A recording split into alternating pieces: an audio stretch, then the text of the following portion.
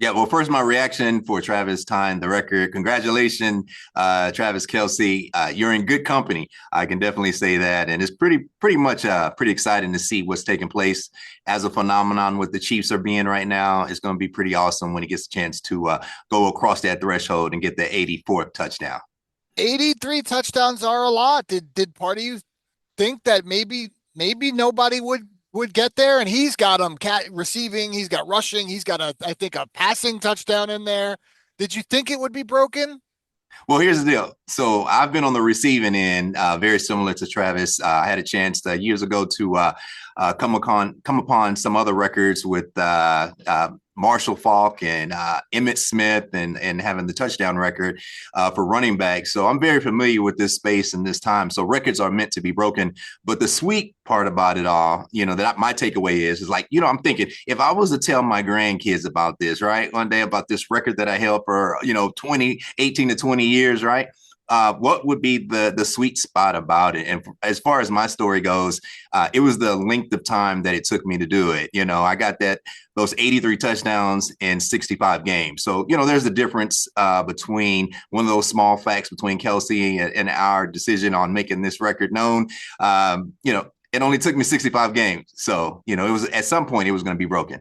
And not only that, you mentioned what you're telling your grandkids one day. They're going to be like, wait, this was Taylor Swift's husband broke Exactly. your Chiefs touchdown record. So Yeah, that's a pretty good.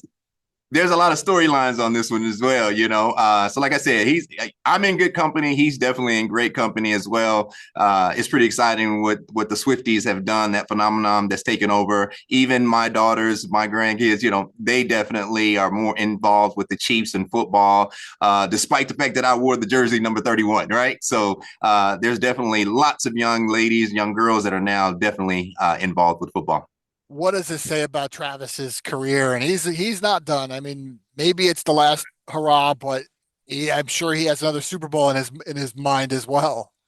Yeah, it's more about being consistent. So again, that just takes the credit to him, his work ethic, his longevity, his ability to be around the game as long as he has been. And then the thing about, breaking the touchdown record or getting that 84th touchdown, at the end of the day, he's a tight end, and it's very difficult, almost impossible for defenders to cover a tight end that's as agile as he is. He was once a basketball player back at home when he played high school ball. So, posting up guys 5 to 10 yards down the field, it's going to be an easy feat for him to accomplish.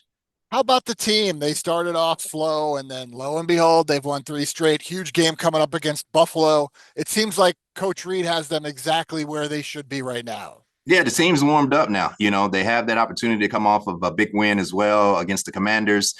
Again, one of those games that when you got a team that's hurt, you keep them down. You make sure you do your best to make sure you don't allow that team to come back and strike back. So, Andy Reid's done a great job. A number of things that I can say very, very well about him. He's one that I can say he keeps his word. I always talk about the time when I had a chance to go to Philadelphia when he was coaching there and had a chance to see if that would be a team that I would play with. And he was a straight shooter. And I think he's continued to be that. He's a player's coach, and he's definitely got his team ready to play. Before we let you go, it looks like you're in a studio right now. Tell everybody about your podcast, the Home Stretch podcast. Yeah, absolutely. So, yeah, I'm based in San Antonio, Texas for the podcast. I'm in TXI Studios, awesome studio where we record the home stretch. It's on all platforms. So definitely if you get a chance to check me out, I'm talking sports, I'm telling stories. And again, I get a chance to also meet some of the players that I never had a chance to meet while I was playing ball. And one in particular, he's a little bit younger than I am, but Marshawn Lynch, he's out there on your side of the coast. And so Beast Mode was great to be able to jump on his podcast, and we'll be trading our podcast and jumping on mine as well. So I'm excited. Do you run into some of the running backs from, like, I guess a little younger, the next generation that looked up to you? They were, playing video games with Priest Holmes. Yeah, I was just on the so they had what was called a runway fashion show out at Arrowhead a couple of weeks ago, and I was out there with Hunt and Isaiah Pacheco. So two guys that get me excited, especially the way that Pacheco runs the ball. He's bringing the high knees. He's excited. I'm almost like, man, you're gonna get hurt. As much contact as you take. But I think just he's taken his injuries and he's kind of learned how to protect himself as well.